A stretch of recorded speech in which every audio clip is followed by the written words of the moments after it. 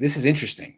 Brian Baldinger, who works for NFL Network, which knows all the inside inner workings of the 49ers, says that he would be shocked if the Niners don't give Trey Lance at least one series week one, meaning not sitting on the bench and watching, not the Taysom Hill come in and run the ball a couple of times, wildcat quarterback, quote unquote, like your series. First down, second down, third down, you get the whole drive if you finish it off, and maybe you get a second one depending on how you do. What do you think of that? Buy or sell Brian Baldinger's prediction? I still think if he's not the starter, I think they'll package him. I think if he's out, I think if Lance is out there for a series, he's out there for the whole game. If they're giving him a series, like he's the starter. I think if he's out there, I think it's for packages. I don't know. I would be surprised if it's just a straight up give him a series. But my dad said, this is before our time, but when Joe Montana was getting worked in his second year with Steve DeBerg, my dad said it was for series. And what they would do is you'd give them like a series when they're winning, or a series that starts at midfield, or the red zone. And you put them up, basically set them up in a situation where not much bad can happen, but a lot of good can happen, and you can boost up his confidence. So that's how they handled it 30, 40 years ago. Maybe, but the only thing I would say with that is right when they were doing that, Montana and Walsh, like it wasn't a team that was considered like a viable winning team, right? It wasn't like they were building. Yeah, they were. But I guess the main thing that Baldinger is saying is whether or not I guess it's like how if he comes in for a full series or not. He's saying he's going to throw. He's not just going to come in and be like a running back, like Taysom Hill has been in the past. If he plays, he's going to run and throw, which I think is an interesting prediction. I would agree with it. Do you not? Yeah. I mean, I don't think they're just going to put him out there. If they're going to put him out there, and I think they'll put him out. To me, I think they'll put him out there as a package. But it's not just going to be. Remember, like Taysom Hill when he was out there, and it was like if Taysom Hill was out there, it was like something like 80% of chance he was going to run, and like when he threw, it was only going to be like a deep shot down the field, or right. Yes. I don't think it's not going to be like that. It's not going to be like. There definitely is going to be a heavy run element when he's in there, but when they're going to give him passing plays, it's going to be real, like actual passing plays. It's not just going to be, oh, he's only a run element, like, and he is a real quarterback. I mean, he's not a like Taysom Hill had some transitioning to do, and obviously because Trey Lance is a rookie, there is somewhere a learning curve there, but Trey Lance is not Taysom Hill. No, Michael Miller says you do not draft a quarterback, trade 3 first-round picks and a third up to number 3 and not start him. You know, that's interesting. I mean, look, the Washington team did the same thing with RG3. He started as a rookie, and Kyle had success. So I think from Kyle's perspective, he'd like to do it. He thinks he can pull it off. The difference is you got Jimmy, and guys like Jimmy Ward, Jaquiski Tartt, guys who've been on this team for a while that experienced the losing are a little skeptical of just throwing him out because they've won with him. So I think Kyle has to sell this to the locker room and the fan base, and he's got the next 2 months, month and a half. Michael Miller, I'm in the same boat with you, and I think I'm in the same boat with Grant. Is I think Trey Lance is going to end up starting week 1. But he can't do it. He can't just put it out there right now. Trey Lance has to. We've talked about it before. He has to show that he's capable, so that he can make guys like Jimmy Ward and Trent Williams believe that when Kyle puts him out, that they're giving those guys the best possible chance to win. Right now, those guys on the team believe that Jimmy gives them the best possible chance to win. They have to see otherwise, and how that's going to happen is going to happen in practice when Trey Lance does some amazing things that Jimmy just not capable of doing, and what he does in preseason. How well is he executing that offense? His leadership ability. Those sort of things can win the veterans over. So it has to be the ability to play on the field and in practice. But then there's also the intangible leadership stuff. If he just shows the leadership stuff and then he goes out there in the preseason game and he's like 1 of 7 for 20 yards, that's not. They can't go to Lance. No. And even if it's close between them, it may be a tough. Like if Lance looks good, but so does Jimmy Garoppolo, maybe a tough sell with the fan base and the locker room. I mean, I think a lot of people might be skeptical with Lance, especially if Jimmy's playing well. So it'll be interesting. I know Kyle's just as. I feel like Kyle's down on Jimmy. I'm down on Jimmy. A lot of the analysts that really watch the game are down on Jimmy, but a lot of the people who are like, you know what, you're overanalyzing this. Say what you want, nitpick as much as you want. We win with Jimmy. You don't win without him, Kyle. I see that record. Was it 5 and something? It's bad. So prove to me, and don't prove it. I don't know. He's in a tough spot. I don't know if as much as he wants to do it, I want to do it. You want to do it.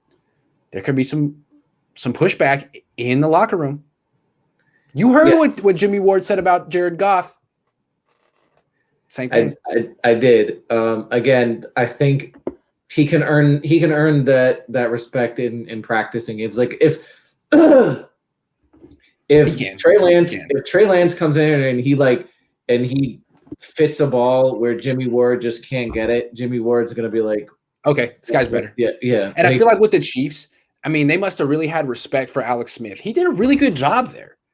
Yeah. But when Patrick Mahomes stepped on the field, I'm sure pretty quickly the players and coaches were like, he's way better than Alex Smith. He's way better. Yeah. Like rather quickly. I mean, as they say, game recognized game. It's not that hard. The ballers know who the ballers are. Right. And if Jimmy Ward is covering Kittle on an out and Trey Lance throws, I mean, because Jimmy will never throw an out. Like he will not throw an out. But if Trey Lance starts throwing that and completing them or putting it there, I mean, that'll start impress guys like Jimmy Ward and things like that. I think, he's got to impress the guys on the offense and the defense. He's like the offensive line are key, and then the receivers. It seems like he's obviously getting on the good graces of guys like Debo, and he was working out with Ayuk as well, right? Yeah. So those guys, obviously Kittle is a big Garoppolo supporter, so you have to get on, and he's a leader of the team, so you have to get on Kittle's side, and then a guy like Trent Williams has to respect you and support you. Like you don't want Trent Williams thinking, like I'd rather have Jimmy Garoppolo out there and not right. and not Trey Lance. It's like no one's talking about. People are trying. It seems like people aren't talking about Trey Lance. Like they've been told not to talk about Trey Lance. I keep going back to that state of the franchise thing. Is bizarre, but I get it. They're trying to trade Jimmy Garoppolo, so it's like, you know what? Don't talk about Trey Lance right now. It doesn't help the cause of trading Jimmy. Just talk about Jimmy. Jimmy looks good. Trade Jimmy. But that distracts from the fact that this season is all about getting Trey Lance ready. It's not all about trading Jimmy Garoppolo. When Trey Lance is ready, he plays. Whether or not they've gotten the value they want from Jimmy Garoppolo. They're not going to sit Trey Lance down and be like, okay, he's ready, but we still got to showcase Jimmy. The best offer we're getting right now is the third. We want to get a first. We're going to keep playing Jimmy and see if we can get that first. Like, that's not going to happen. And if Jimmy wins the job week 1, Trey Lance is still going to play and still going to throw, and they're going to use 2 quarterbacks until Trey Lance is ready. So, yeah, they're going to showcase Jimmy, and they're going to do their best to trade him, but at a certain point, they'll just have to take what they can get. Yeah, and like you said, if keeping Jimmy on the roster is a problem with Trey Lance there, then you have to get rid of Jimmy regardless of what kind of value you can get, what kind of value you can get from him, because like you just said, Trey Lance is way more important to the franchise. I don't think Jimmy himself would be a problem, but it might be an internal problem with, as long as Jimmy's there, that people will, knowing that it's a possibility he could start, there might be some division in the locker room. And if that sorts happen, you might have to move Jimmy. And if you literally have to cut him to do so at the expense of getting not a return for him, then you have to do it, because Trey Lance is your future, and like you can't risk ruining like 3 first-round draft picks at the expense of just trying to get something more for Jimmy.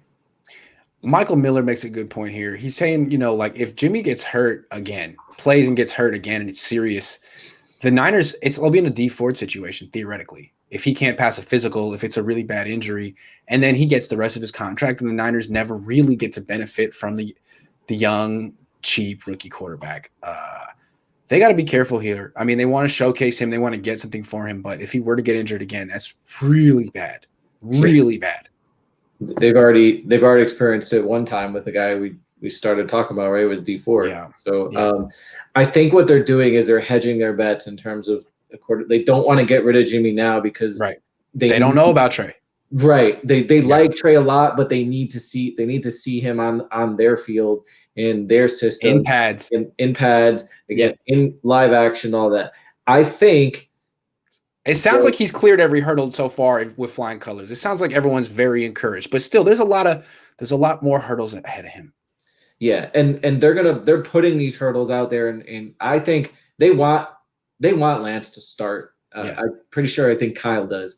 Yes. They're putting hurdles in front of him, and they're going to see how many, like you said, to go on with your analogy, how many that he continues to jump over. Yeah. And if he keeps clearing them, then they're going to give him the starting spot, and then they'll move away from Jimmy. But like right now, they don't want to risk like just giving Jimmy now, and then Trey Lance is their only option. They don't know really what they have in terms of Rosen. They don't really know. Like Trey Lance is someone with a question mark. He's a rookie, so they don't want to just lose a season because their quarterback's not ready. Yeah. So I think that's why. Yeah, there's some. I agree with the timeline of what they're doing. They need to keep Jimmy for now, but they probably shouldn't have Jimmy on the roster week 1. But that's entirely up to Trey. So we'll see. Yeah. What they can do, Michael, is not play Jimmy in preseason. True. Although I think they want to showcase him for at least a minute. Show the world he's healthy. He's confident. He's the guy he was in 2019, and then that's it. Shut it down. Have him shut it down. Jimmy, play with your knee brace. Play with 2 knee braces. Just do something good, and then we'll trade you, man. Because people are skeptical about you and your recovery and I don't know. He needs to show he's healthy. He looked good in practice when I saw him, but I think it would help his trade value if he could just go out and do something good for a change. Yeah, I don't know. It's been a while since he looked good, man. He looked bad week 1 last year. It's been a while. He was bad in the Super Bowl. He hasn't played well, honestly, since 2019. Absolutely. And even in 2019, it was, I think, in my opinion, his play in 2019 was overblown because he was on a really exceptional team. I mean, he didn't have his best game was the Saints game. Outside of that game, what was he really? Wasn't he throwing for 200 yards a game? He was on the Brock Osweiler of that team. Yeah. No, man, I really think he's got a lot in common with Sam Bradford.